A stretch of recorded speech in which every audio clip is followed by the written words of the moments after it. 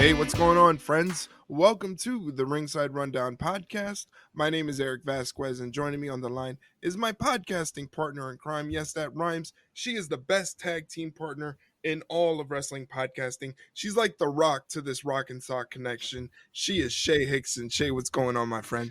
Nothing much. Just enjoying this hot Tuesday. It was like 98 here. I hated it. Yeah, it's Ugh. very, very warm on the East Coast, Northeast specifically. We've just been bombarded with just hot weather. Like the sun is literally mad. you know, Yeah, for whatever reason, it's like you can stop anytime now. Thank God for air conditioning, but yeah, we've talked about it before. We're more fall people, so summer's kind of just like, eh, it's yeah, fine. yeah. It's a good thing I stay inside most of the time because it's not too bad when you're in the air conditioning.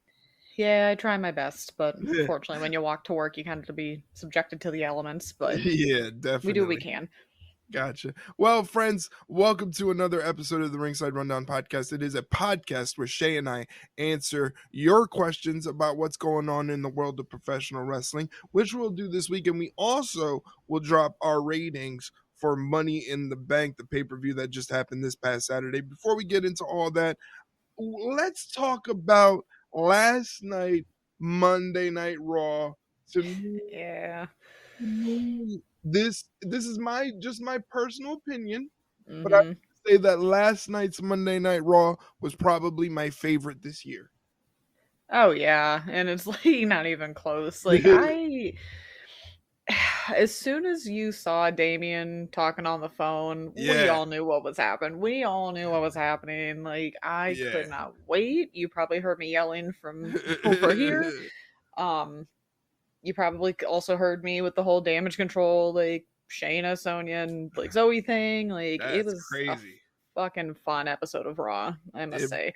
it really was. The one thing I was most surprised that I noted, and I made note of it on Twitter, is that last night's Raw, because it is Tuesday, this will drop Wednesday, but it is Tuesday. So last night's Raw had one singular theme throughout the entire episode from start to finish, which is your actions have Hmm. consequences. Uh, Yeah. we see that from the CM Punk Drew McIntyre situation that now involves Seth Rollins. We saw that with the damage control situation where Io Sky took out Zoe Stark in the Money in the Bank with the Michinoku driver on the ladder. And Oof. now she brought two heavy hitters with her to exact revenge. And then, as you noted, we see that the actions of Dominic Mysterio falling into the trap of Liv Morgan have consequences in that Rhea Ripley's back, which is a good thing, Yeah. but she's really, really, really pissed off. Yeah, she's pissed. Dominic's like shocked. Liv ran off, and Damien's just. I just saw that video of him backstage just laughing because he knew. Like he Yeah, said, we all have consequences for our actions, like you said. So he's gonna be feeling it for the next few yeah, weeks, and I, for one, cannot wait for SummerSlam because this is gonna be fun. This is gonna be a fun time. it is, and to think, I don't know if you see the video clip of Liv Morgan watching everything unfold Hmm. backstage. She really gave the impression that her antics with Dominic, they weren't genuine. It was just all Oh part no. of they were all part of a plan. She is a very devious, manipulative, scary woman that Liv Morgan is, because Yeah. any normal man, it took Dom to the very last second to finally fold and break. Any Yep. normal man, within a third of a second, Done. that's it. It's over. Sandcastle, Over. gone. So for him to be able to hold out that long, and at the last minute, that's when it came and bit him in the ass. I mean, just the storytelling, and then you go flip it to the beginning with Seth Rollins and CM Punk. CM Punk talk about the actions and consequences part of his situation with Drew McIntyre, but Seth Rollins was there to remind him that his actions, CM Punk's actions, Mm-hmm. actually also have consequences. And he has valid points that he brought up that I think shocked CM Punk to his core, because he was just kind of flabbergasted at it being that turn. It was kind of flipped on him. And man, did I fall for that fake apology from CM Punk. Yeah, I mean, yeah, I that I fell for it hard. Like, I was on stream like, okay, he's gonna apologize. Maybe CM Punk no. is really different, and nah, not really. No, come on, we know better at this point. Like Yeah. it ain't happening. Yeah, that was just what an episode of Monday Night Raw. This past weekend for WWE with Money in the Bank and then Heatwave. Heatwave, I wasn't even gonna like do a watch for it because I was like, well, I'm kind of behind on NXT. I don't really know the stories, but I said, screw it, I'll do it anyway. And There, damn, what a show that was. whew, there were some people even saying it was better than Money in the Bank, which I mean, could That probably argue that. Yeah, definitely let us know if you guys thought Money in the Bank or Heatwave was better. But we have lots of questions to get through, plus our ratings for Money in the Bank. So why don't we start off doing it? Yeah, let's go for it. We're gonna start off with Mike's questions. Funny enough, we're not starting off with a WWE question. We're starting off with AEW. All right. Um, so obviously, anybody who's been watching AEW lately has seen that MJF is back to his own bullshit again. Mm-hmm. And so obviously, Mike says that this is leading up to him versus Garcia at Wembley for All In. Mm. Maybe MJF can pull some personality out of Garcia, but if this can't do it, is it time to take a long pause on trying to make Garcia, also MJF turning heel already? Does this just cement the fact that the Devil versus MJF angle was the worst in AEW history? Hmm. Yeah, I mean, short answer, yes. Actually, yes to both, because I feel like if MJF of all people can't get the fans to feel sorry for Garcia and rally behind him, I don't know what. I don't know who can. Like, I genuinely don't know who can at this point. Yeah. So Yeah. I would agree that take a pause on him if this doesn't work. And yeah, the whole Devil MJF thing was so dumb because now, like, what's gonna happen when Adam Cole comes back? Right. Yeah. It's Like, you can't you what are you can't gonna do? you can't revisit something that's been dead for well over a year by the time that Adam Cole comes back. Literally, it's It's just just like if he would have came back sooner, that would have been one thing. But it's just like his rehab is just not working. His recovery is just taking forever. So at this point, it's almost just like I get that Tony maybe wanted to do something, but at this rate, there's no point. MJF's a bad guy. Adam's a bad guy. Was a bad guy. You can't put them both together because no one's gonna care. yeah. And the funny thing was, like, we've said it from the get go, or at least I yelled about it. The Yeah. whole MJF Adam Cole situation was dead in the water from the get go. Oh yeah. From jump. From Yep. jump, it was screwed up because they didn't go the logical route. They started pandering to what the online wrestling community wanted, Hmm. and they went for the cheap pops instead of the sustainable, long, dramatic storyline that could have made AEW, MJF, and Adam Cole look like serious people. But they went for the pandering bit to get the cheap pops, and now it puts them in this situation. Yeah, I mean, I don't mind Daniel Garcia. I like Daniel Garcia. I think the fact that he's young, he's hungry, he doesn't sound like a robot when he cuts his promos. He sounds like, Hmm. a hungry, very enthusiastic young dude that wants to go out there and prove himself. So I find a bit of realism in Daniel Garcia. I think the problem is that everything is so convoluted with MJF, Yeah. Daniel Garcia, now Will Ospreay, and it's just like Will Ospreay's coming off of a main event, and now how does he fit into this situation? Coming on, does it elevate Will Ospreay? So there's a lot of like moving parts that kind of are still trying to find if they match as puzzle pieces. Yeah. So I think the problem was they should have figured out something else to do with Will Ospreay and not have him in any sort of situation with MJF or Daniel Garcia, they could have extended this little I'm going to be in your corner bit. I'm going to be your Yeah. friend. And then maybe 2 weeks from now could have did the deal where he turns on Daniel Garcia. They did it right away, which is not a bad thing. I'm not saying it was a bad thing because it like that episode of Dynamite was pretty good in itself as well. Yeah. And that angle was really good. It worked very well. I just think the situation with involving Osprey kind of made it convoluted to the point where you're looking at it like, okay, MJF, Osprey, they're 1 and 2. Daniel Garcia is kind of like the third wheel. He's kind of Mhm. making everything kind of awkward. Yeah, exactly. I think that's sometimes the problem with AEW is they try to interweave storylines but don't know how to do it effectively. Right. It's a very complex thing to do, and I'm not trying to be biased or anything like that, but I mean it's something that Triple H as a booker has mastered the art of taking insignificant pieces, using them in a bigger spotlight and bigger angles where they Yeah. don't affect the big angles, but you're like, oh, that's really neat. I feel like AEW tried to do the same thing here. It just didn't work.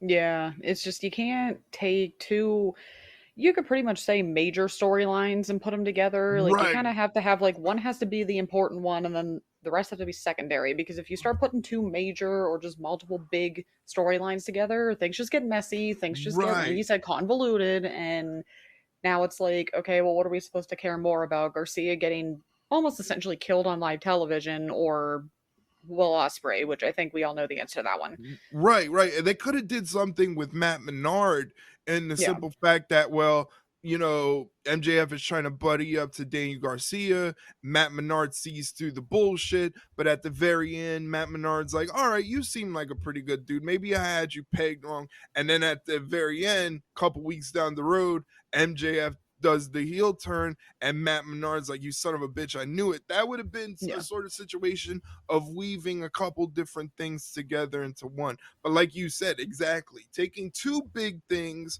and trying to make it one big thing sometimes doesn't work. It's too much of a big thing. Yeah, too much. Way too much.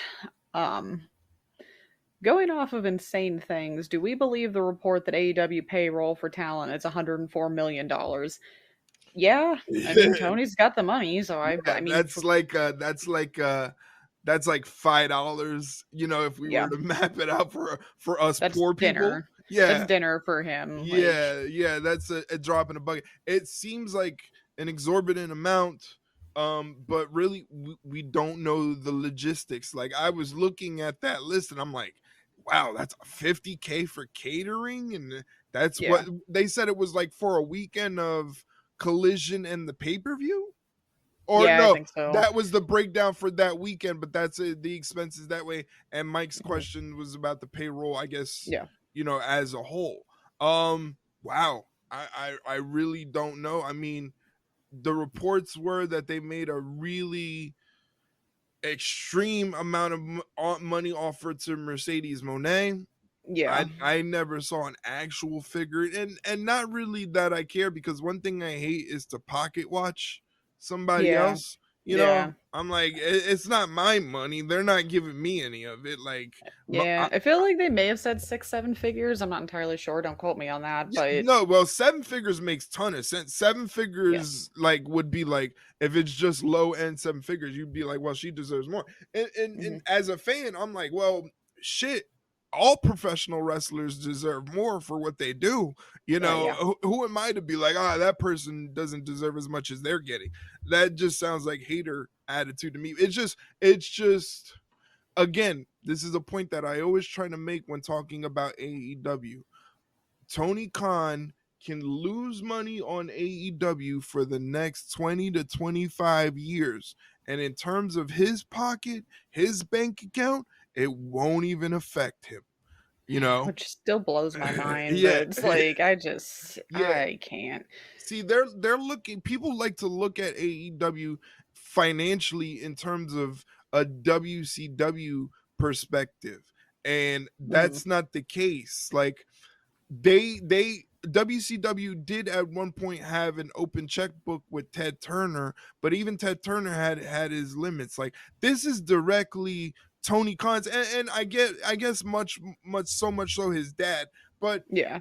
Tony Khan is not one of those rich billionaire babies that like to misuse their parents' money on bullshit. Like, Tony Khan does do a lot of work for his dad in terms Yeah. of the front office for the football teams in the UK, the front office work that he does for the Jacksonville Jaguars and AEW. Like, Tony Khan is not one of those rich nepotism babies that just sit on their ass. He actually does work. So it's like, technically he just has an unlimited bank account, so this shit doesn't matter. if Yeah. anything if anything we should be like, hell, our favorites are getting jobs and they're getting paid, and they're Hmm. getting paid to have a lesser schedule. Sure, we want the product to be better, we want the program to be better, but I mean, us poor people, why are we talking about rich financial situations with AEW? It just never made Yeah. sense to me. Yeah, unfortunately, we have no room to talk. We're Yeah, just like, we're just I, here. I am broke. Like, you know what I'm saying? Like, Yeah. I if Tony Khan wants to give me a job scrubbing toilets, I'll take it. Yeah. Yeah, Yeah, because he would pay you handsomely for it. that's how broke I am. Like, The things we do for money, unfortunately. I got bills. Yeah, and those never stop, whether you They like it or don't. not. They They do don't. not stop. They keep coming even when you're dead. Like, do you Yeah. realize that? That's the world we live in. Your Yeah. bills keep coming in even after you're dead. They become someone else's problem. Yeah. It's unfortunately as dark as that is the unfortunate truth. It Hey, just it never stops. never Never stops. stops. Yeah. So on a more positive on a more positive note, should Tony save Mercedes versus Britt for Beyond Wembley? Yeah, I feel like they're not going to have this as a one-off. I would like to think he's not stupid enough to think that All In's it. Like, there's got No, to be no, more. no. This could be a generational feud for AEW women's division history. God, I hope so. If that promo, which I think Jack has a question about it, so I won't go too far into it. If that first promo battle between those two is like the introduction, we're in for a fun ride because those two went at it. It Yeah, was must see TV, I think. yeah. It was something. It's just, for me, I'm looking at it from a physical aspect. The Hmm. wrestling style is what's gonna, like, that's what I'm looking forward to the most. Like I said last week when we talk about Britt Baker returning, I just want to see that snap, Yeah, that movement, that crisp movement, to show that she could still go. Because, like I said, at the very end, because her body was breaking down, it looked like she was running the ropes with cement shoes. So the yeah, main thing I'm looking at is hoping that her and Mercedes can have some chemistry, and it has to be from a physical standpoint. It can't just be, on the mic, because, yeah. like you said, the promo was good, but that's not Mercedes' strong point. It's one of Mm-mm. her weaker aspects of the game, and it's probably Britt Baker's best aspect in terms Yeah. of her game, is that she could talk on the mic, and like you said, we won't go too in depth with it just yet, but Hmm. it feels like that first indicator from that promo was a dangerous precedent for what's going to happen between Mercedes and Britt. Yeah, those two did not hold back, so I am definitely looking forward to this at All In and hopefully beyond that. Yeah, like I said, they could be like the John Cena, Randy Orton of the women's division Yeah, for AEW. I sure hope so. I just hope they don't fuck it up. Yeah.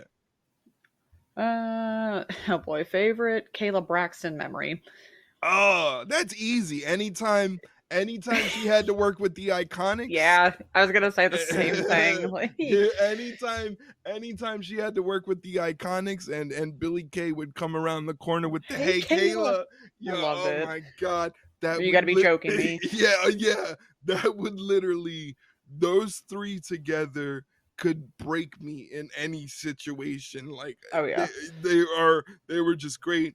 Um even the Paul Heyman bits were great too because he's so funny. Like Yeah. the best part was that one time the Bloodline shows up, Roman gets out of the SUV and Kayla's there ready for the interview. And Roman goes to Paul and goes, "Wise man, your girlfriend's here."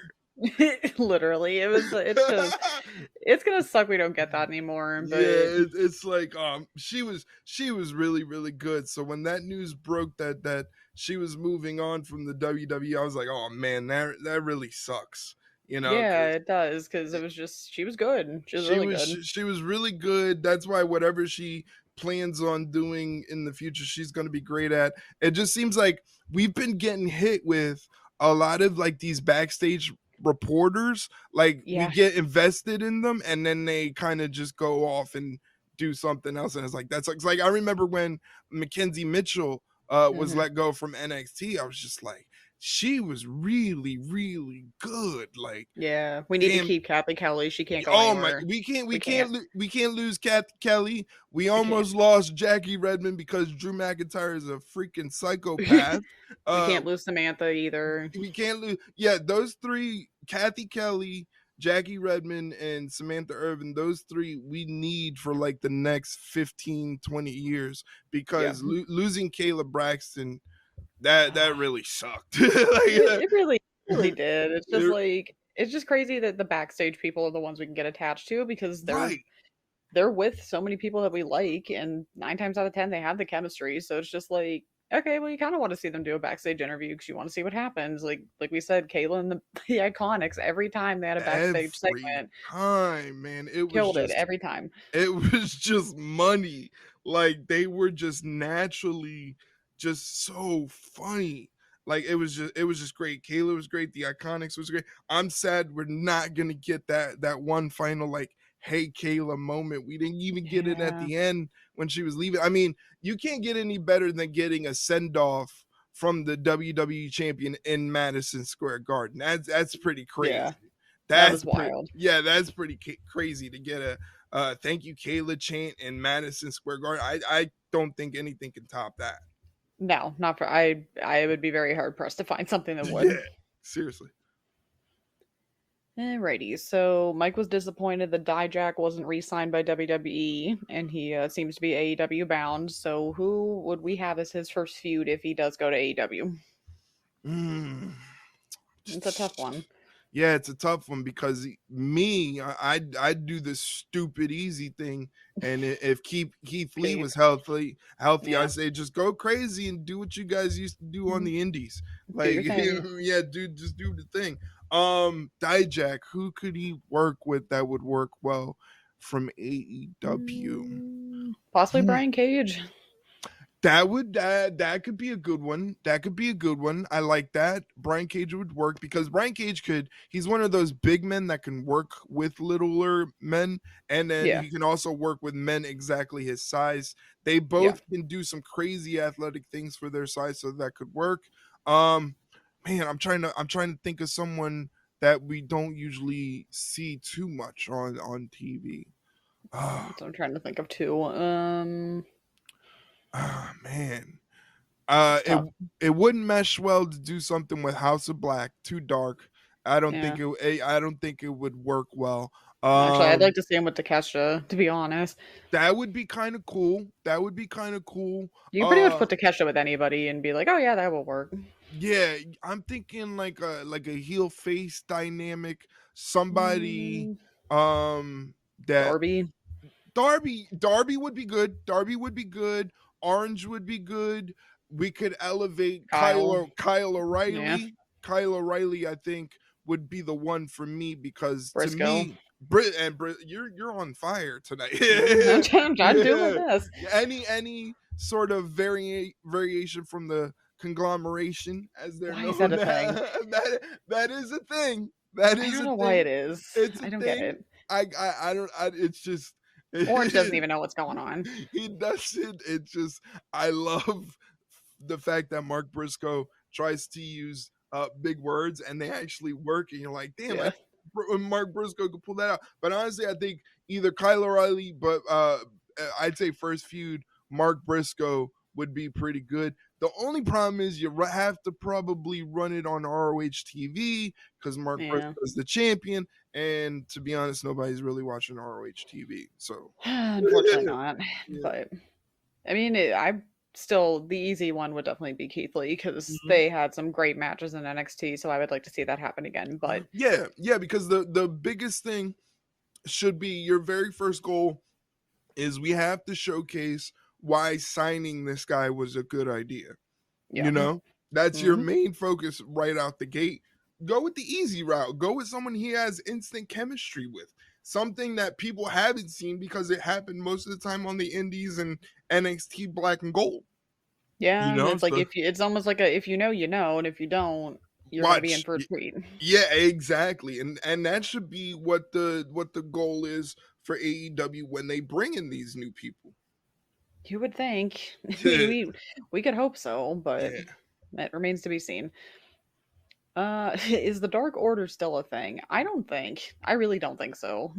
I think they're just waiting for a -1 to hit 18 so he can Yeah, get in the ring and really run shit and throw papers at people. I guess. I mean, it didn't.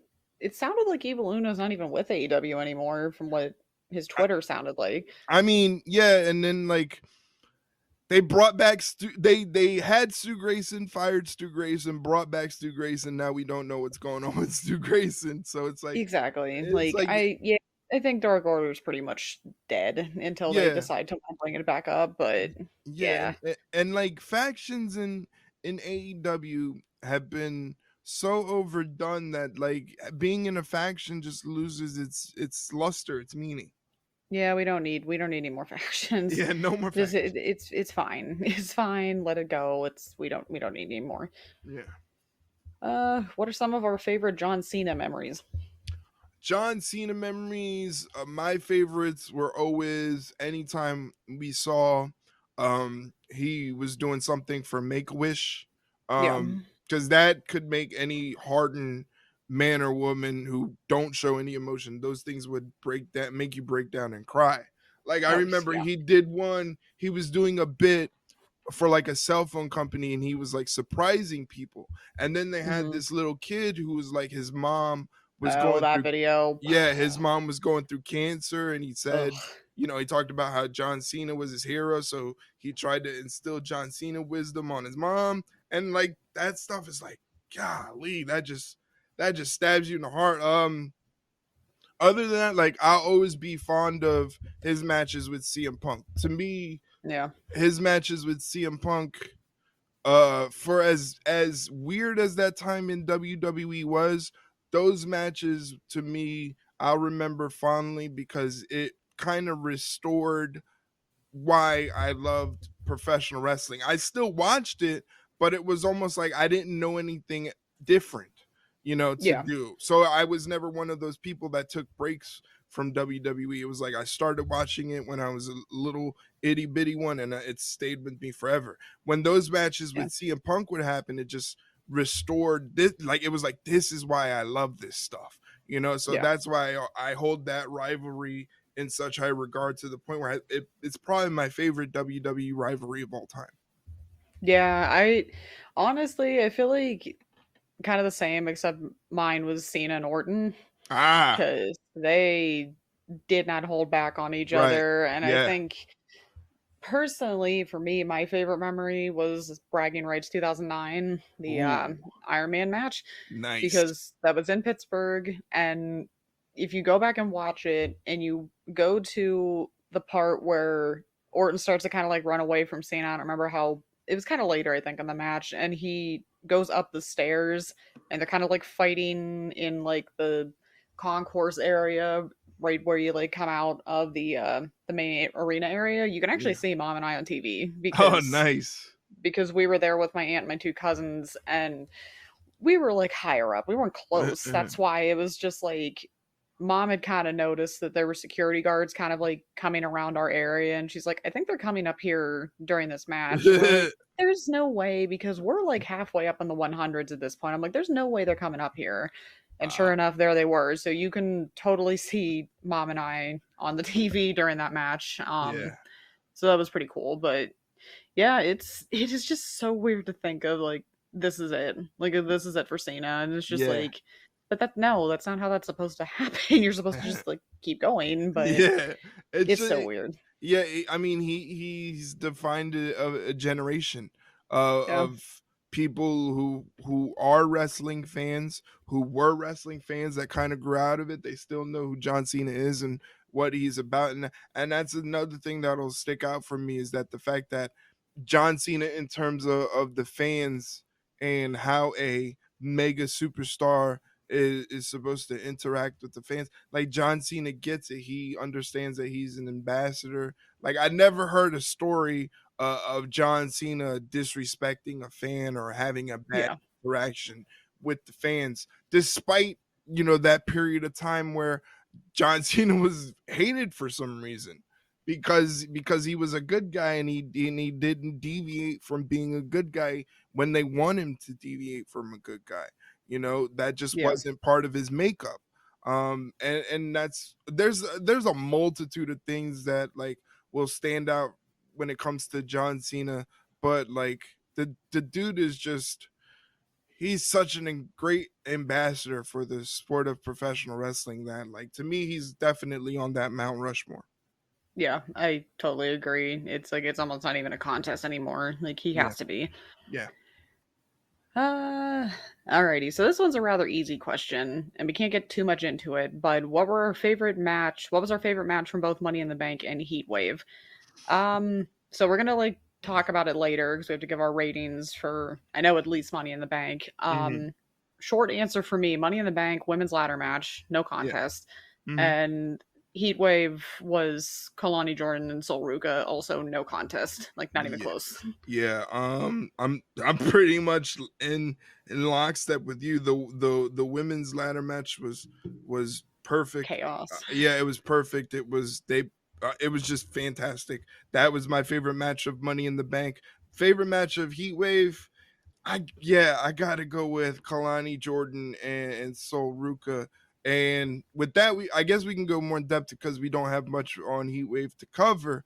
But I just keep going back to the fact that these are two young women Hmm. that don't have a lick of wrestling background. Their first Nope. exposure to professional wrestling in terms of being a performer was the day they stepped into the performance center. And And fully almost move for move copied Ricochet and Will Ospreay's exchange from years ago and did it just as well. Like just it, it's insane. it's not even that they did that spot. It's just like the whole makeup of the match Yeah. was just and the moment you think, well, Sol Ruka can't do anything else for us to be like, well, she's probably the most innovative women's wrestler to come out since one of the Four Horsemen. She hits a springboard 450 clothesline, like, Yeah. I'm just like I saw that. I'm like, what the fuck did I just see? yeah, Like that is insane. and she nailed it. Like these women. I don't know where Shawn Michaels finds them. I don't I know. they're an anomaly, but it's just like they And that was her first match too. Like it's just imagine what how better they can get. it's Like just it's just it's insane. Like they're gonna be Soul Ruka's gonna be a mega star because she just has oh that yes. likability and that relatability. Kalani Jordan, she's just like you can sense that sort of like you feel the passion building in her to carry on that championship. And it's Yep. not from a standpoint, oh, she's happy to be here. Like you could tell she really wants this. They're going out and finding, because I was kind of like everybody when it came out that they were targeting like college athletes that don't have a wrestling background. I was like, oh Yeah. my god, here we go. But they really find the ones that that seem like they want to do this, like, especially the women. It feels like the NXT women's division to me is the best women's division in all wrestling, and it doesn't feel like they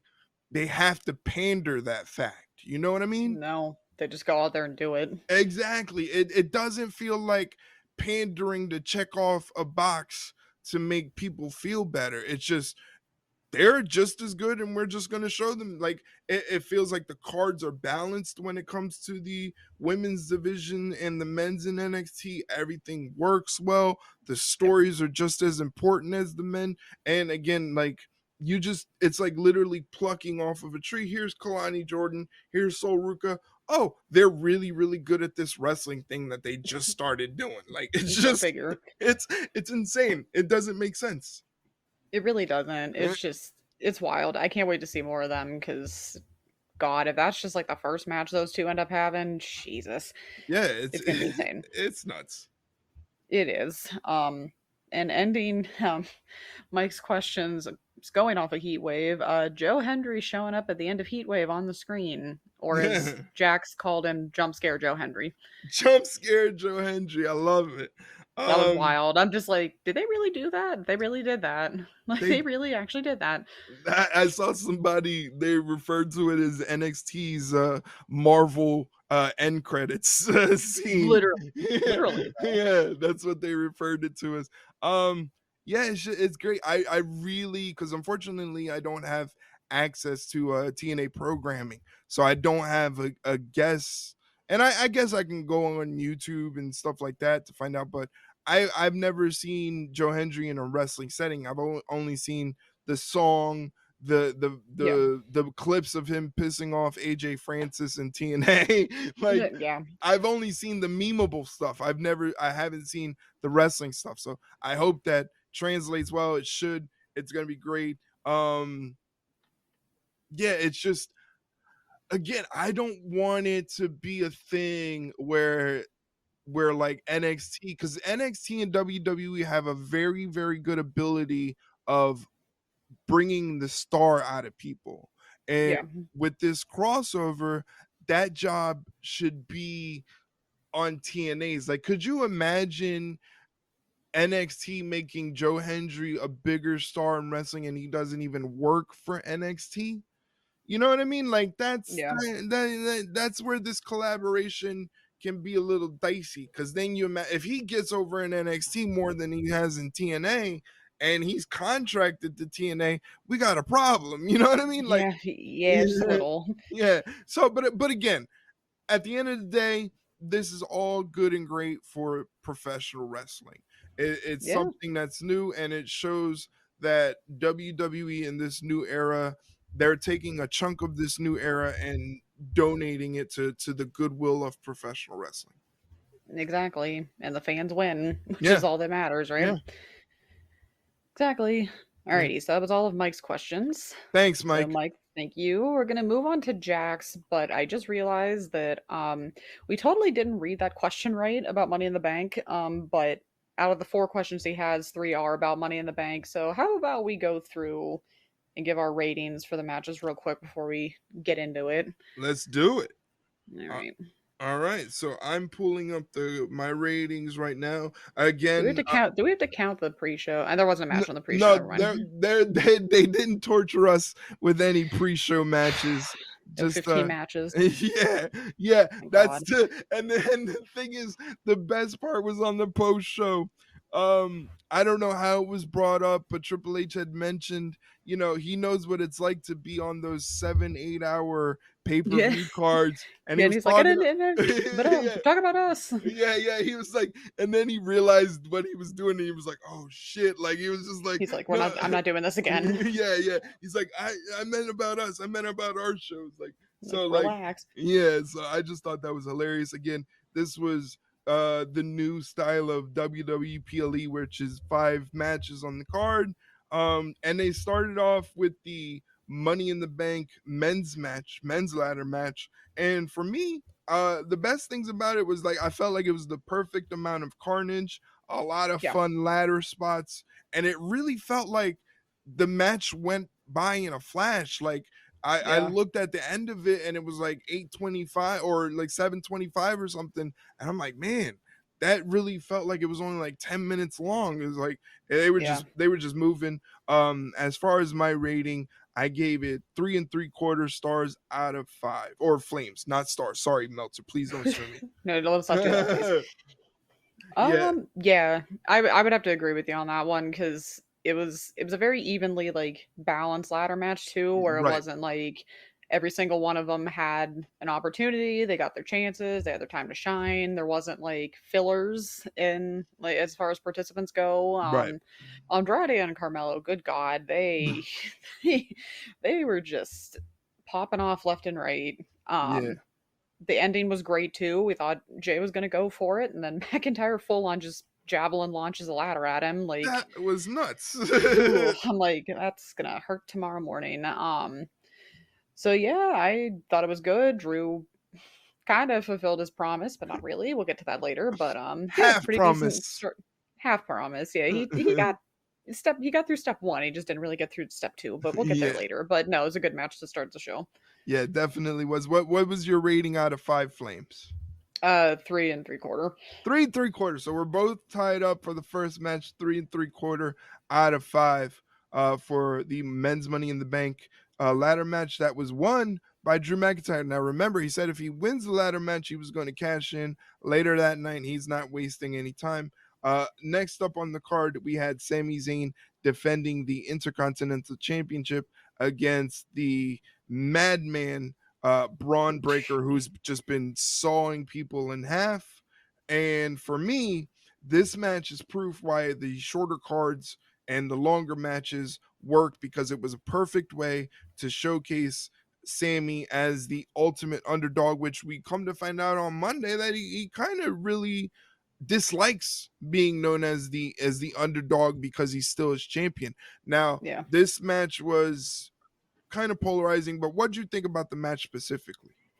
I mean, to be fair, I did predict that Sammy was going to retain. Like Yes. everyone thought it, thought that was crazy. Like, oh, it's going to be Braun Britt. No, because they could pull that story off of, yeah, Sammy may be the underdog, even though he doesn't like that term, but he's still the veteran. He knows how Right. to get one up on him. So kind of like what we were talking about before, we don't need the instant satisfaction. Don't you think Right. it's going to be bigger for him to win at SummerSlam? Like, Yeah. come on, they're gonna do it again at SummerSlam. I mean, that match, it was a good match. It was pretty good. Nothing too like bad that I can think of. Even though Sammy almost broke his neck like twice with those moonsaults, he probably should stop. But good on Braun for saving him, literally. But no, Sammy made Braun look like an otherworldly like unstoppable force Right. because he was just getting thrown around like a rag doll. But again, at the end of the day, he's the veteran. He knows the tricks, gets the one up on Braun. Right. We'll have to see it again at SummerSlam. So I gave it 3.5. Nice. I also gave it Yeah. 3.5. Here's the thing about the match. This match and the reception that it got, for me, reading like the tweets and stuff, it sort of exposes like a lot of the newer fans that are coming in Yeah. to wrestling, which is great. But I think they have the idea that professional wrestling, in terms of entertainment, is the same thing you see on TV, the same thing you see in movies. And it goes back to what you said, is the instant gratification. Hmm. They see Braun, he comes out, he's mowing people down, spear after spear, spearing people through walls, looking crazy. Everybody's like, this great. He becomes the shiny new toy. But the thing is, in wrestling, is when you give the shiny new toy instant reward, Yep. the shine on that toy seems to dull out a little bit. With Sammy being in this situation with Braun Breaker, like you just said, he was throwing Sammy around like a rag doll. Sammy looked outmatched, looked like he was in big trouble, and he somehow eked out a win. There, when it comes to new fans and stuff, but they have to understand that in WWE, the story is most important. If they can Yeah. extend the story to a point where they can keep making money off of it, they're going to Hmm. extend it. They're not going to give you everything you want right away, because wrestling fans, when they get something they want, within a week they want something else, you know. Yeah. Literally. And Triple H is very good at those kind of storylines, even Yeah. back in NXT days. As you're talking about that, literally word for word, almost like genuinely 100% reminded me of when Shayna Baszler came into NXT. She was mowing people down left and right, breaking like elbows, stomping on everybody's arms and everything. She could have easily mowed Ember Moon over Right, at Takeover Orlando. She didn't. right, right. They gave it more time, moved on to NXT Takeover New Orleans. Shayna wins the title, ends up having one of, if not the best title reign of all time in NXT. So it's like Yeah. sometimes you just need that time. And not only that, like, what looks cooler? Braun Breaker winning the Intercontinental Championship at Money in the Bank, or Braun Breaker beating Sami Zayn, winning the Intercontinental Championship in an arena full of 65,000 people for Yeah. SummerSlam? You know, Yeah. it's you got to look at the long game, people. Like, you got Yeah. to look at the bigger picture. The Triple H said it on the Rock Propaganda WrestleMania documentary that's on YouTube. He Yeah. says, literally, we just pick a destination and we let the GPS guide us to where we gotta go. They got a Yeah. plan in mind. It's Yep. just, instead of doing the Vince thing and getting to that plan in 5 steps, let's try to get there in 20 steps and have some fun with this. Yeah. You know, Yeah, exactly. He's good at doing that. Also, I don't know why I said Takeover Orlando. It was Takeover Philly, but the point still stands how of the dare whole. how dare you mix I that know. up? I know we need to be fired right now immediately. But Triple H just knows how to play the long game when it comes to these stories. I mean, again, the bloodline, this has been going on for years at this point. Yeah. He's still finding ways to make it satisfying to where it's like, yeah, it's been going on for a while, but it's not like, okay, this took fucking forever to get here. I Right. guess it's okay. The payoff is always worth it. Yeah. It's always 9 times out of 10. It's always the people that are like, this is dragging. And then when something big happens, you don't hear We're from those back. people. Yeah, you don't hear from those people. You hear Yeah. from everybody else going, we're so back right now. Like, Literally. So it's like, it's just like, you gotta filter out the yappers, is like I like to call them. Yeah, because they, I feel like they just need to go touch some grass. Yeah, but they it's like the fine. yap. But yeah, we gave the match both 3.5 out of 5 flames. Yes. All right. So next up, we had the World Heavyweight Championship match between Damian Priest defending the title against Seth freaking Rollins. Now, if you don't know, the caveat was, if Damian Priest defeats Seth Rollins, he can no longer compete for the World Heavyweight Champion as long as Damian Priest holds the title. But if Seth wins, then Damian Priest must leave the Judgment Day. So there was a lot riding on this match. It was going fine, and then the big kerfuffle happened. Like, what? I'm still wondering exactly what happened because, of course, everyone immediately blames Priest because he didn't kick out. Now Right. everyone's blaming the ref. So it's Yeah. just like, Okay. what happened? So I have 2 theories, and again, they're just theories. They're Yeah. not concrete as to what actually happened. Don't First quote theory, us. yeah. First theory is, as the referee was going to come down on the 3 count, Drew McIntyre's music was supposed to hit, and everybody was supposed to go, what the fuck? And that was supposed to stop the count. So maybe somebody in production hit the wrong button or hit the button too late. That's theory number 1. Not true. It's just a theory.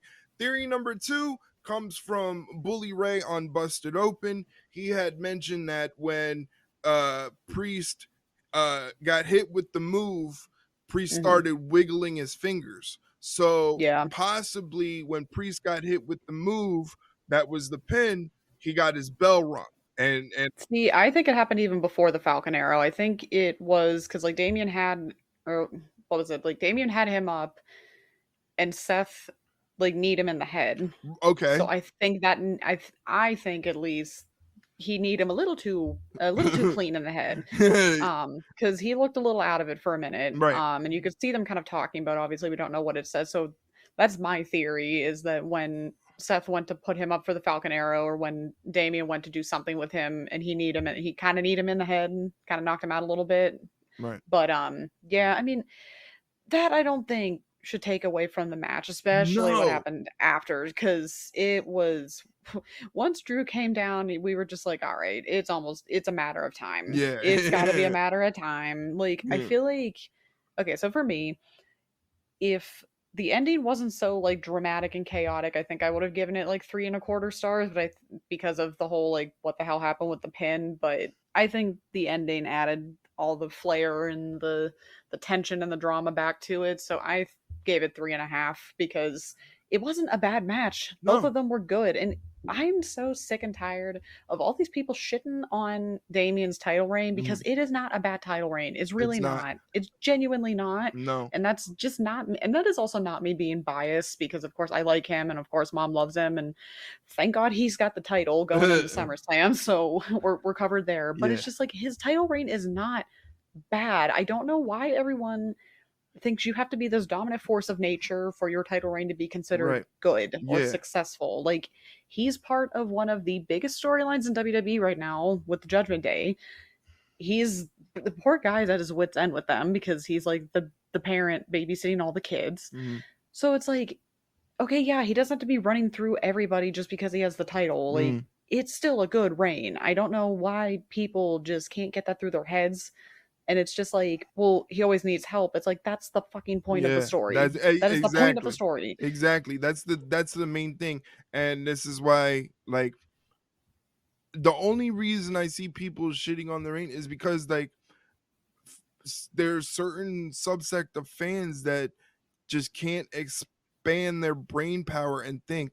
The reign is built in on the story that Damian Priest has this desire to be a Yeah. fighting honorable world champion. He doesn't want the interferences to happen. They just No. keep happening. So It's just like consequential stuff happening. He can't help it. right, he's just a victim in all of this. He has no bearing. And then when he puts things in place to stop the idea of he needs Judgment Day to interfere in his matches, somebody else comes in that Yep. has no deal with the Judgment Day and interferes in his match. So it's like he Yeah. can't, like, damn if you do, damn if you don't situation. Literally. Yeah, like it's like that's where the story is. It's the fact that he's part of this group that's not a very nice group. They're a villainous group, but yet he wants to be a fighting honorable champion, and being part of this villainous group is not helping his cause. Not at all. Yeah, and that's where you have to kind of expand your brain power and think outside of, Just you know, use the yeah, noodles, it's like you got to think outside the box. um please. yeah, it's just, and as far as the situation with Drew and Punk, like, Hmm. for me it's just like it scratches that itch of petty that I have Yeah. in my brain, and Yes. it's just the, like, it goes back to what happened on Raw, and I think Punk did a masterful job of stating his intentions and his why. His intentions are to make sure that as long as CM Punk is alive, Drew McIntyre will never be world champion. Now think about that. He didn't say as long as I'm in WWE, as long as he said as long as I'm alive, you will Genuinely. never ever be world champion. What if they're able to extend that to actual reality, almost, to where, like, okay, he doesn't even beat Punk at SummerSlam, or he beats Punk at SummerSlam and Punk still screws him out of his next world title opportunity. It's gonna Yeah. it's gonna piss people off, but it's a fact. He stated that's what's gonna happen. You can't be mad at facts, you know. Yeah. He's just doing what he promised, A- literally. a- Like, and then it's another why. That was his intent. His why is something so simple and minute, but it means so much. Drew McIntyre took that bracelet that has his wife and his dog's name, and he will yeah. go through you and he will slaughter you because you did that. It sounds stupid to normal people, all right, but it's the idea. Yeah, that bracelet cost 15 cents to make, but it's the idea that he thought he Just could the sentiment. yeah, it's the sentiment that he thought he could take something that belonged to me and no one else. And how could you be mad at that? Like, how could you think that is stupid, that it doesn't Yeah. make sense? Did you not watch any of the John Wick movies? Like, Literally. You don't mess with the dog. you don't mess with the dog. And now we know you do not mess with AJ Lee in any capacity, shape, or form. No. Like, how do you not think this is money? You know? Yeah, like guys, come on. Like I get that it's repetitive. I get that it's happened 3 straight chances that Drew's had a title shot, but it's just like you can't, like you said, you can't fault Punk for living up to his promise. He's he, just doing what he said he was gonna do. So like until McIntyre essentially murders the guy, it's gonna keep happening. he So tried, and he tried to apparently murder him. not hard enough, He clearly. yeah, he tried, but he was unsuccessful. Again, this is I thought WrestleMania and Cody and Roman was Triple H's golden goose, and it still might Nope. be, but this is a close second. And then he's also got the Liv Dom Judgment Day situation behind that. This man's cooking on a different level that we haven't seen before in a long time. Exactly. So it's just fun to watch. Yeah. It's literally just fun to watch. That's all you can say. Yeah. So as far as the match, I know you said you gave it, for the drama, you gave it 3.5 out of 5 flames. I gave it 3.25 out of. We're finally different. You were finally different. However, I think this next match we're going to be pretty much in lockstep. It was the women's Money in the Bank ladder match, and like we said, it was the match of the night. This is, ever since we consistently started doing the ratings, this is the highest rating I have given a match so far, at 4.25 out of 5 flames. These women, Chelsea Green is Chelsea. Chelsea Green. I hope they gave her a bonus. Yeah, she needs it after that. My God. I hope they gave her a bonus. Io Sky, just like anytime you put Io Sky in a match where carnage can happen, she's gonna go crazy. Mm-hmm. Yeah, just as Zoe Stark and Lyra. She literally planted Zoe Stark headfirst into a ladder, and they were like, "Oh, it's a Michinoku driver," and it was like, no, she planted her, like she spiked her, you know. And then, well, even before that, she hung Lyra upside down off a ladder and stomped her face in. Like, I'm just like, Jesus, stop it! They're already dead. Yeah, the poor bird lady. She got stomped. I mean, these ladies, man, they brought it. They were like, they did. God damn, that match was so good. Like, it was just, again, jokingly, I was sitting there watching it, and I'm like, you know what? Maybe I'm glad Dakota didn't make it in this after all, because I didn't want to see her go through like all of this shit. But no, it was so good. Honestly, I was gonna say the same. I'm gonna give it 4 because it was still very good. It's just like there were a couple sloppy parts in the beginning, but that also doesn't deter from the fact that it was a great match. Like it was a little sloppy to begin with, not gonna lie, we can admit that, but they made up for it as the match went on. It was just probably the most chaotic ladder match I think I've ever seen. It was just insane. And now they gave the win, the contract, to the relative rookie, another woman who didn't have a wrestling background whatsoever. Her first exposure to professional wrestling was training with one of the Gagne people. That was her exposure before she got to WWE, but I think that was even a predicate. Like, she was already signed to WWE at that point. They just sent her off to work there before she got to the Performance Center. But either way, she didn't have a wrestling background before then, and now she's Miss Money in the Bank. It's Tiffy time. Like, she's an anomaly because you're supposed to dislike her. But like, she comes out, the crowd is just on her. They gravitate toward her, and you as a viewer, you view her on TV, and like, you're just, wow. Like, that's the whole thing. She's walking to the ring for the match, and I'm just like, wow. Like that's a real person. Like, I'm starting to feel like that's for a lot of women in professional wrestling. Like, wow, that's a real person that looks like they were built in a lab. You know, and like, her and Mariah May.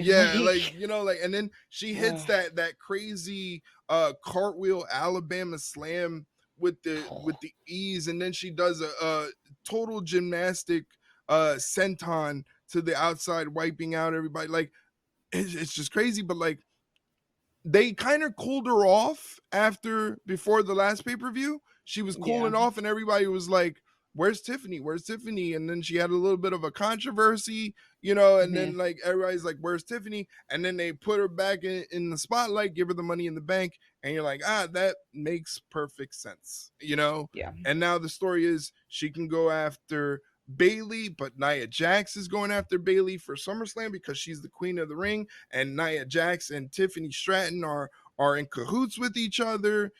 Yeah. I don't think she really would fit in with Liv Morgan. If Liv was champion, that could work as well.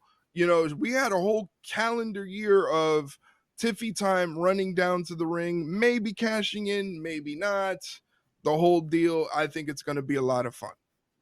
Yeah, it's gonna be. If it's anything like the ladder match, it's gonna be a fun time for sure. It definitely is. But you gave it 4 out of 5. I gave it 4.25. Again, the best match of the night. I think the moment of the entire night, the entire PLE, was the moment Chelsea Green went through both those tables. Oh god, poor Chelsea. It If is. she genuinely is scared of heights, then oh god, I can only imagine. The thing is, she has a knack for this stuff. At every instance of her career, there's a viral clip of when she was wrestling in Japan. I don't know if you've seen it, where you can't see her face, but it's a very well-known clip of somebody hitting a crazy corner drop kick on someone, and you see their head snap back like crazy. It's always going around. That's Chelsea Green. In TNA, that almost the same table spot that happened in Money in the Bank, she did in TNA. And when she was wrestling in Lucha Underground, that entire match against Penta El Cero Miedo, he was beating the shit out of her, and she was beating the shit out of him. That was probably her craziest match she's ever had in her career. And then the Money in the Bank thing, she has a knack for this. And I read the reports that said she was giving massive praise backstage. They all loved her. They all loved what she's doing to elevate the match even before it happened, with her publicity and how she used social media and her conduct. Well, it was just another day at the office. That's the ultimate pro. My favorite part was Matt Cardona posted like his point of view watching the match when she goes through the table, and at the end you can just hear him go, "Oh fuck!" like God damn it. If anybody knows what it's like, it's him. So for me, Chelsea Green, that moment was the moment of the night. She was the MVP of the whole pay-per-view. Yeah, I totally agree. Yeah, and that brings us to the main event. It was the Bloodline 2.0, the Great Value version of the Bloodline. Solo Sikoa, the new tribal chief, the right hand man, Tama Tonga, and the enforcer, Jacob Fatu, taking on WWE champion Cody Rhodes, Randy Orton, and Kevin Owens. This one, I thought the match was good, but I don't think that the slow build up to the great ending worked out for the great crowd that kind of ran out of gas after the women's ladder match. Well, how do you also mess up a low blow? I would love to know. Like, it's so on brand. It's so on brand for Tama. And then punch your brother and then punch him in the process as you're trying to low blow Owens. It's just like, what are we doing here?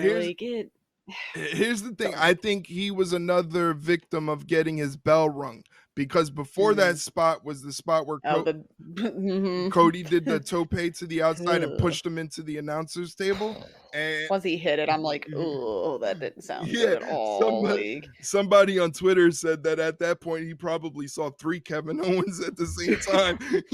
So probably. I mean, that was really the only bad thing I could remember. I mean, Jacob Fatu was easily the MVP of that match because, my God, he was all over the place. He was all over. No selling a DDT a signature Randy Orton DDT, and Randy just being like, "What the fuck? What are you?" He's Samoan.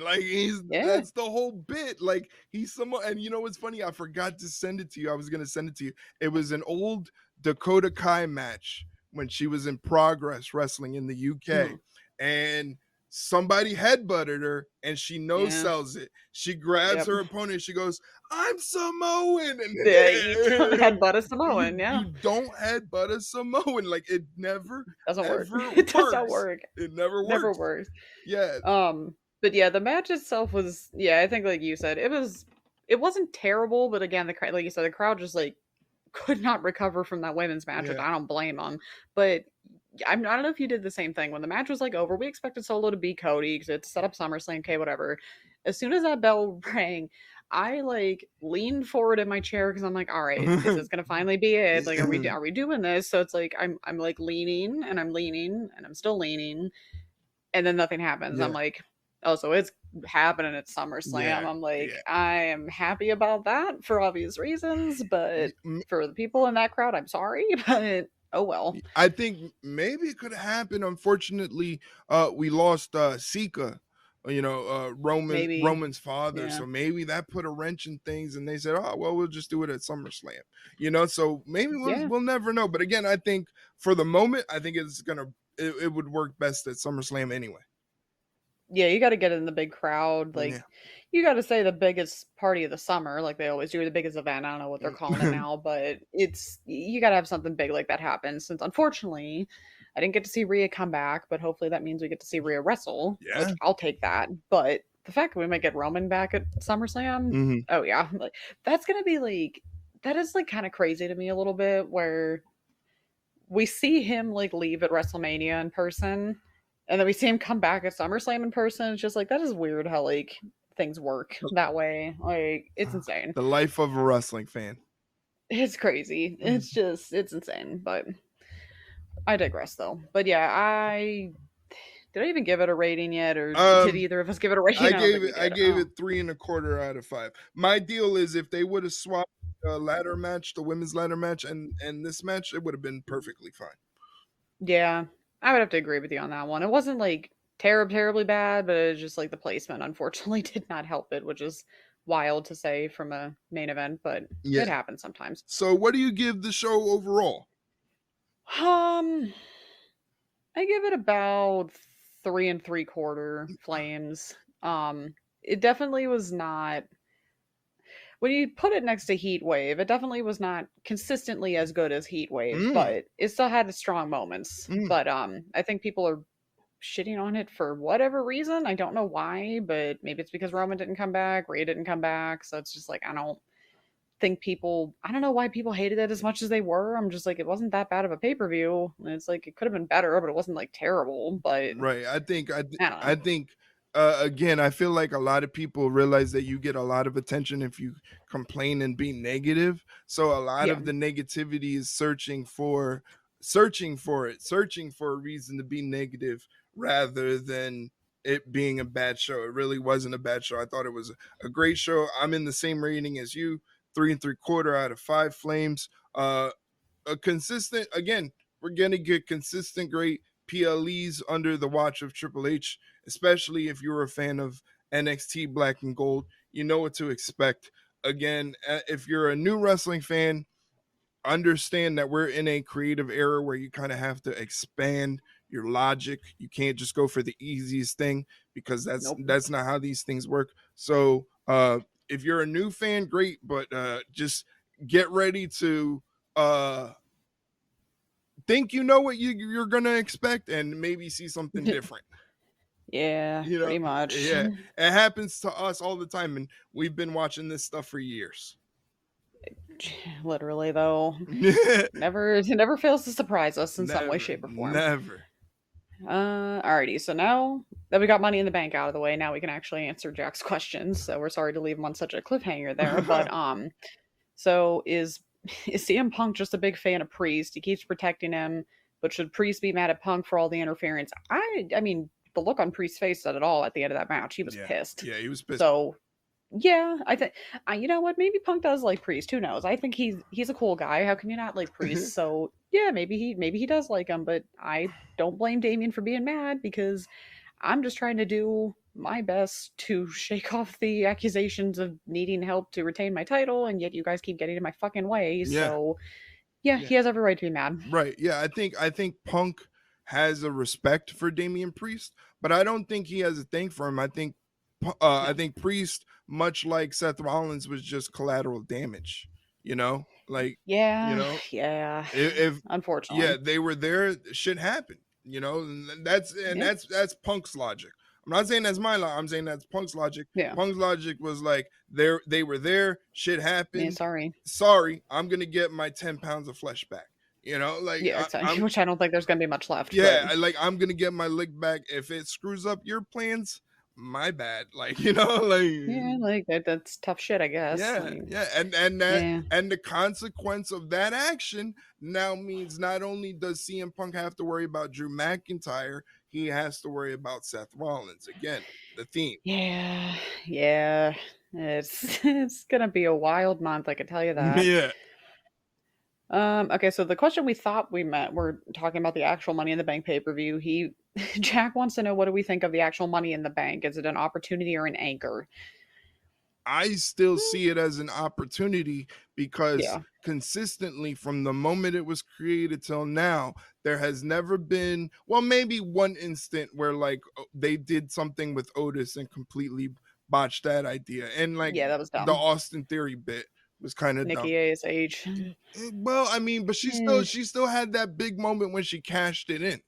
You know, yeah, yeah, the holding of the briefcase, um, to me, it still gives you those moments, like yeah, it still gives you those big moments. Even now, it still gives you those big moments because Drew McIntyre was going to cash in.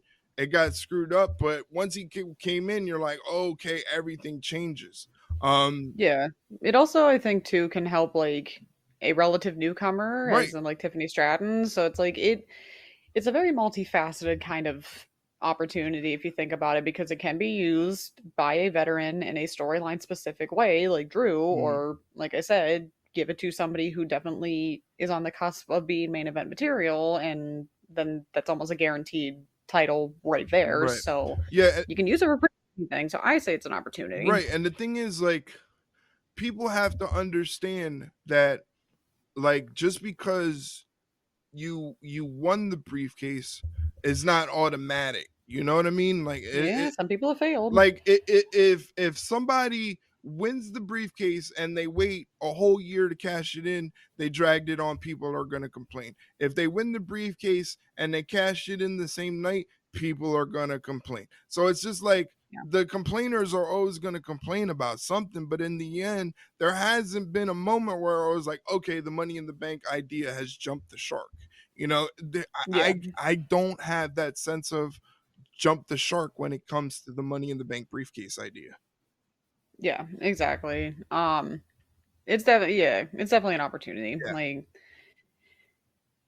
some people it could be seen as an anchor, but we don't listen to those people.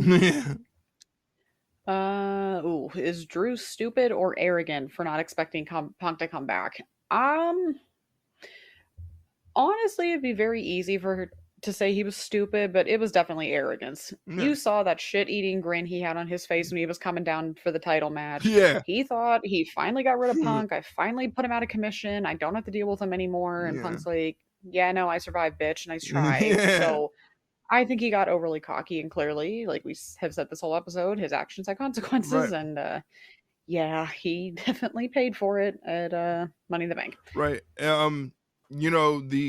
The arrogance is the stupidity, Yeah, like, could be both. yeah, they're to me it's like one and the same. It's the idea, and I say this about like trolls and stuff like that because that's what Drew McIntyre essentially is. He's a troll that now wants to play the victim. And there's a lot of Yeah, people that are like, dude, you kind of brought this on yourself. And that's my whole ideology when it comes to like trolling behavior. If you're gonna troll, you have to expect that the heat's gonna come back on you tenfold. You can't always assume that yeah, you're gonna troll and the person you're trolling is just gonna cower and they're not gonna retaliate. You have to expect them to retaliate and retaliate bigger. That's what happens when you troll. And yeah, and and in this situation, in a lot of situations I see is like they can dish it out, but they can't take it. They can't take the heat that comes with dishing it out in the kitchen. So it's like, well, why do it in the first place? Again, it all goes back to WrestleMania. If Drew McIntyre would have just won the title, raised it, gave it to his wife, they leave backstage, he'd probably still be world heavyweight champion right now. But he decided to get cocky, and then when you get cocky, you get stupid. You can't tell me you're gonna crotch chop a man to his face at eye level, and they're not gonna do anything. That's just crazy. That's just crazy. So again, the arrogance and the cockiness and stupidity, they go hand in hand. The cockiness and the arrogance begets stupidity. Yeah, that's a perfect way to put it. Yeah. One leads into the other. Yeah. Alrighty, so that's all of our WWE coverage. So Jack's last question is going back to what we talked about a little bit before. He's also, like we, excited for Britt versus Mercedes. He thinks Britt elevated that promo while Mercedes played into it perfectly. It was her best promo while Britt's just getting started. Mercedes playing into that outsider arrogant role suits her, which, while Britt can speak her truth trying to protect AEW. Yeah, pretty much. Yeah, like Mercedes is like, when she was Sasha, she was a good face, but she just knows how to be that really cocky, like, prick that you're just like, oh, I want someone to just kick your ass. Like, she plays it so well. So I'm glad that they kind of like realized, especially at Forbidden Door, that, hey, maybe people cheering for her is not going to happen. So we might just want to just full on go for it because she can play it well. So it's what made her famous in the first place. Yeah. And if that's the route that they want to go, if they have that planned out before Britt's promo last week on Dynamite, in that promo segment, I mean, they did a good job, because my interpretation of the whole thing was, God damn, Mercedes got dog walked in that promo. Like when Mercedes thought she had her with that, get in the back of the line, bitch. And then she was like, bitch, what line? I said, oh no, she wasn't supposed to recover from that. And not only did she recover, she killed Mercedes. Like, that's it's like, stop it, she's already dead. Yeah, it's like, it was like a legit Street Fighter fight. Like, it was like she hit her move, and then bam, Britt just came back and hit her with the 2-piece and got the KO, and you're just sitting there going, what the F just happened? Literally, just like, God, she's dead. Yeah, she's dead. Because that get in the back of the line, bitch thing should have been the ender. It should have been the finisher. Yeah. And then Britt no-sells it and goes, bitch, what line? And it was just like, oh shit. Like, it was just, I was freaking the fuck out. Like, it was just, oh, me too. I'm like, she's really going there, and I'm loving every second of it. I was just like, but the thing is, Mercedes keeps getting dog walked in these promos because Willow dog walked her in the last one. And they keep doing what I've seen they keep doing for months. They keep walking Mercedes out there to do something on the microphone, and she just doesn't have it in her. What are they doing? This episode's coming out on Wednesday. What's Mercedes' segment for Wednesday? Another promo segment. Talking. Yeah. It's just, what are we doing here? You're exposing her worst attribute in her game. One of these days I'll learn, maybe. Not really, but I don't know. I mean, I'm still excited for it. It's just we know how this is going to hopefully go. But in a perfect world, I would like Britt to win Wembley. I'm not sure if that's going to be the case. So to see how it goes the next month or so. But that creative control. Yeah, which it's gonna have a feeling play into it, maybe, but I don't know. We'll see what happens. But I'm excited for it. Me too. Alrighty, so that is all. Wow. We did it. Yeah, pretty easy. Pretty easy night. Thank you guys so much. Okay, we're out. No, I'm joking. We're done. Bye. We're done. Bye. No, actually, we're not done. Thank you guys so much for contributing to the show and asking us questions. Again, if you're a new listener, this is a complete question and answer based podcast where you, the listener, can send us in questions. How do you do that? Well, you can hit us up on social media. Mainly Twitter is where we ask that you send us in the questions. Hit us up on Twitter at Ringside Rundown, but we're also available on Twitter and Instagram at Ringside Rundown, the same handle. You can check out highlights of the podcast and full episodes on YouTube at Ringside Run Pod on YouTube. We're also on TikTok, ringside_rundown, for highlights of the live watch along streams that I do for AEW and WWE programming. You can find me on Twitter at WrestlingCron. Shay, where can they find you? You can find me on Twitter at ShayleneHickson21. There you go. And this podcast is available on all platforms where you listen to podcasts. It's available on Spotify, Apple, Amazon Music, iHeartRadio, wherever you listen to podcasts, it's available. If you happen to have a platform that you use and you can't find the podcast, just find us on social media at any of those links that I mentioned, and we will send you a link on that platform that you use on a silver platter. But the caveat is you have to give us back the silver platter because we only have one. One of one. One of one. So there you have it, ladies and gentlemen. That is the newest episode of the Ringside Rundown. I believe this is episode 122. Yeah, damn. We're on a roll. We'll be back next week with another episode of the Ringside Rundown. Until then, for Shay Hickson, my name is Erik Vasquez, and we'll see you next week. See you later, guys. All right.